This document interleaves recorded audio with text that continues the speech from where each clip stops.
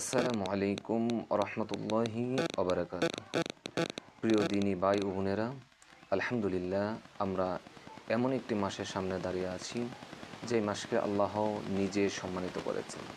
এই মাস কোনো সাধারণ মাস নয়, এটা হলো রহমতের মাস, এটা হলো মাগফিরাতের মাস, এটা হলো নাজাতের মাস, এটা হলো বান্দা এবং রবের মধ্যে সম্পর্ক নতুন করে গড়ার মাস, এটা হলো ক্ষমা পাওয়ার মাস, এটা হলো ক্ষমা চাওয়ার মাস।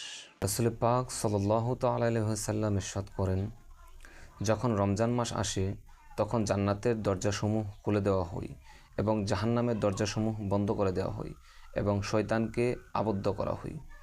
ভাবুন তো, জান্নাতের দরজা খোলা, রহমতের দরজা খোলা, আর আমরা যদি এখনও পরিবর্তন হতে না পারি তাহলে কখন পরিবর্তন হব? আল্লাহ তাআলা পবিত্র কালামুল্লাহ শরীফের মধ্যে ইরশাদ করেন, ইয়া আইয়ুহাল্লাযিনা আমানু কুতিবা আলাইকুমুস সিয়াম কামা কুতিবা আলাল্লাযিনা মিন ক্বাবলিকুম লাআল্লাকুম তাত্তাকুন।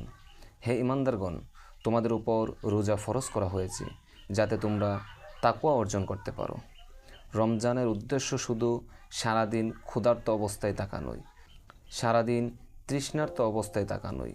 রমজানের মূল উদ্দেশ্য হচ্ছে তাকওয়া অর্জন করা। তাকওয়া মানে শুধু ভয় নয়, তাকওয়া মানে হলো অদৃশ্য অবস্থায়ও আল্লাহর অস্তিত্বকে অনুভব করা।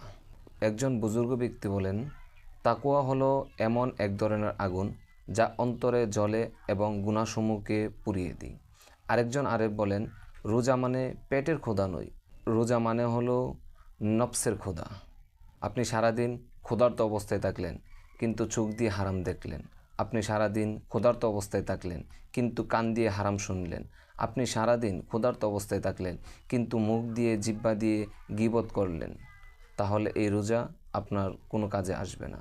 রোজা মানে শুধু অভ্যাস পরিবর্তন নয়, রোজা মানে হলো নিজেকে পরিবর্তন করা, রোজা মানে হলো নিজের নফসকে পরিবর্তন করা।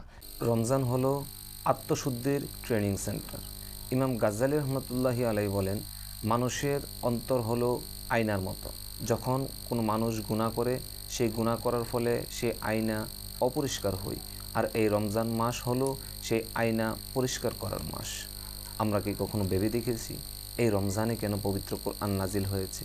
কারণ এই মাস হৃদয়কে নরম করে, এই মাস সহজেই চোখ থেকে অশ্রু ঝরায়, এই মাসে খুব সহজেই খুব দ্রুত আকাশের মধ্যে দোয়াগুলো উঠে যায়। একজন সুফি বলেছিলেন, যে হৃদয় রমজানে কাঁদতে পারে না সে হৃদয় এখনও দুনিয়ার মায়ায় ডুবে আছে। রাসূল পাক সাল্লাল্লাহু আলাইহি সাল্লাম বলেছেন, অনেক রোজাদার আছে যারা সারাদিন রোজা থেকে শুধু ক্ষুধা আর তৃষ্ণাই পায়।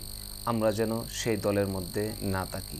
এই রমজানে আমাদের উদ্দেশ্য হবে নামাজে খুশু, গুনাহ থেকে মুক্তি, তওবা করা, কোরআনের সাথে ভালো সম্পর্ক, নফসকে নিয়ন্ত্রণ করা, মানুষের হক আদায় করা। হযরত রাবিয়া বসরি বলেছিলেন, আমি জাহান্নামের ভয়ে ইবাদত করি না, আমি শুধু ইবাদত করি আমার রবকে ভালোবাসি বলে। আর এই রমজান হলো সেই ভালোবাসা শেখানোর মাস।